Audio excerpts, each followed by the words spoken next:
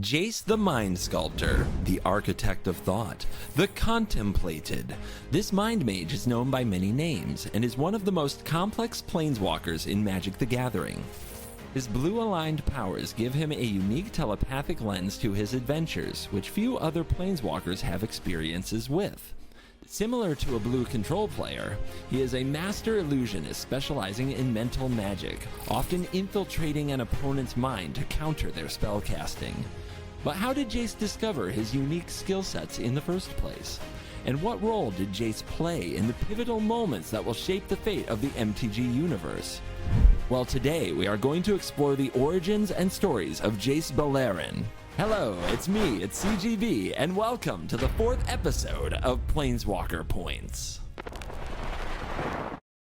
Jace was born at Silmont's Crossing on the plane of Vryn.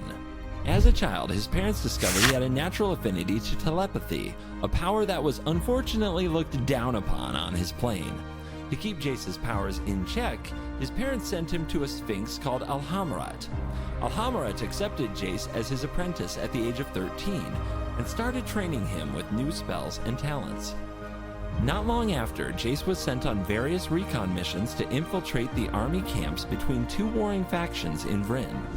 The objective, to uncover their battle plans and report back to Alhammarat. Although Jace obeyed his master's command, he couldn't help but question Alhammarat's true motives. As time went on, Jace's curiosity got hold of him, and he attempted to enter his master's mind. It was then that Jace learned the terrible truth. Jace's spark had ignited a year ago, dipping him into the blind eternities for only a moment. Alhammarat hid the truth from Jace to ensure his loyalty by repeatedly wiping his mind. Furious at his betrayal, Jace confronted his master in a duel, which quickly turned into an intense battle of telepathy. All right, everyone! The raw magical talent of Jace clashed with the seasoned and experienced Sphinx. In the end, although Jace successfully destroyed the Sphinx's mind, Jace's own mind was shattered and accidentally triggered his spark, causing him to planeswalk to Ravnica. As we mentioned in Liliana's episode, Jace would eventually join Tezzeret's Infinite Consortium on Ravnica, a multiversal society founded by bounty hunters. From there, you know the story from the Liliana and the Gideon episodes. He had a crush on Liliana, he rebelled against Tezzeret, fought against the Eldrazi invasion, formed the Gatewatch, was defeated by Nicole Bolas on Amonkhet, lost his memories and fell in love with Vraska, reattained his memories, and finally helped defeat the Elder Dragon Nicole Bolas in the War of the Spark. Just when this multiversal conflict ended, Nissa Ravain, a green-aligned member of the Gatewatch, discovered that the Lithomancer Nahiri was attempting to restore the former glory of the Makindi Empire by destroying all life on Zendikar. Jace decided to help Nissa, and together they tracked down Nahiri into the Singing City, a place filled with mysterious and haunting music. Jace blocked out the surrounding noise with his magic and began questioning Nahiri about her intentions. To everyone's surprise, Jace sympathized with Nahiri's vision of an orderly and powerful Zendikar, as it reminded him of Ravnica. In the end, he decided not to interfere with Nahiri's plan as long as she agreed to let him study the Lithoform Core, an artifact she intended to use for Zendikar's restoration. Furious at Jace's betrayal, Nissa began attacking both Jace and Nahiri. Amidst the chaos, Ashaya, a 30-foot-tall elemental summoned by Nissa during the fight against the Eldrazi, overwhelmed Jace and took the core to Nissa. When Nissa touched the core, she heard a voice whispering to her, "Use it so that Zendikar can heal." Realizing the voice was Zendikar's own soul, Nissa unleashed the core's power. The Singing City was immediately flattened to dust, and new soil began to emerge. Finally, Zendikar was healing from the wound inflicted during the Eldrazi invasion. Years went by, and a new threat to the multiverse emerged: the new Phyrexians, mechanical zombies united under the leadership of Elish Norn, the mother of machines. Recognizing the need to take the initiative, Jace assembled a team of planeswalkers and launched an invasion of New Phyrexia. Their mission: to destroy the Realmbreaker, a massive tree employed by the Phyrexians to forcibly merge planes, using an artifact known as the Silex. Jace left the group and began searching for his lover. only to discover that it was already too late. Vraska, heavily wounded and infected, was beyond saving. Jace chose to stay behind, cherishing their happy moments together. Unfortunately for Jace, he stayed just a little too long, and Vraska, now fully completed, ended up infecting Jace as well. Slowly, his right arm became fully mechanized as the glistening oil set in. Just before he was fully completed, however, he carried on with his mission to destroy the Realmbreaker. Kaya, a Planeswalker assassin, warned Jace that the destructive powers of the artifact could end up destroying multiple planes. Physically and mentally broken from both the completion and from losing Vraska to the Phyrexians, Jace decided that the fate of the multiverse was worth the collateral damage.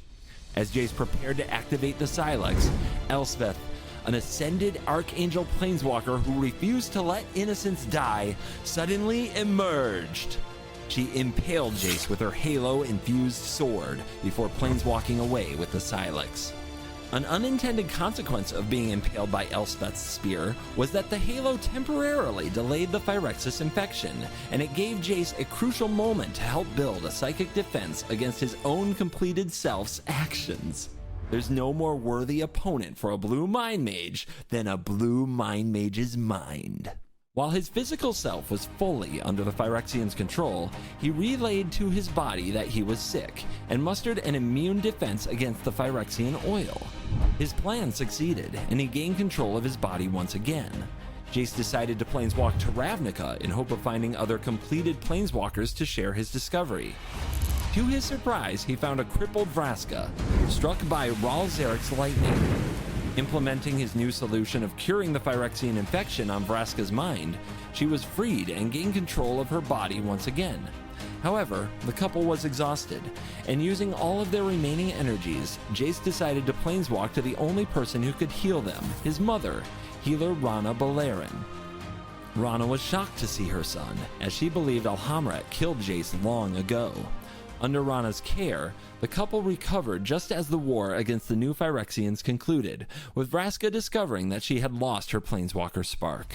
The couple learned about Omen Paths, a set of portals constructed to allow interplanar travel. Concerned they could be used to start another multiversal conflict, the couple plotted to destroy them. Remember when Jace was disguised as Ashiok in Thunder Junction during the Oko episode? Here's what really happened. Turns out, Jace was in Thunder Junction long ago when he was still working for Tezzeret, as he received a special assignment from Nicole Bolas to investigate the secret vault. When it was revealed that only a baby creature named Lute resided there, Bolas dismissed it as being unimportant. Recalling this mission, Jace theorized that Lute could assist them in the search for the Omen Paths. Jace disguised himself as Ashiok and hired Oko and his team to hunt for the vault key, before planeswalking away with Lute without paying the mercenaries. It was revealed that Lute could visualize all the Omen Paths across the entire multiverse, allowing Jace and Vraska to produce the first map of the Omen Paths. This set the stage for the next phase of their grand scheme. Overall, Jace is the perfect example of a blue mana planeswalker, a cunning illusionist who is always prepared to delve into an opponent's mind, driven by specific curiosity to safeguard the multiverse. Jace is the blue mage who always saw it coming. He's always 3 steps ahead. He's always ready with a spell swindle. What do you think will happen next for Jace and Vraska? Will they succeed in destroying the Omen Paths? Or will they be too concerned with the idea of balance that they become the new multiversal threats themselves? Personally, I would love to see a duel between Oko and Jace, the trickster versus the illusionist. Let me know in the comments who would win the duel, and please check out our other episodes of Planeswalker Points with the link to the playlist at the end of this video. Thank you for watching, and as always, you're cool.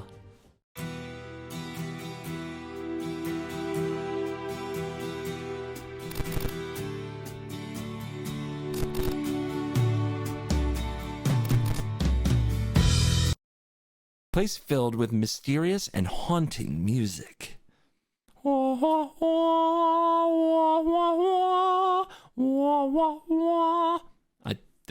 I don't. What would mysterious and haunting music be? Do, do, do, That's like the Emperor Palpatine music.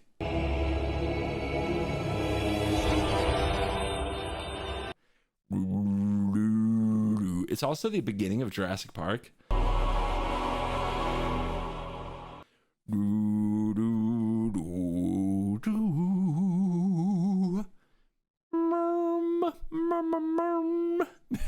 I don't know.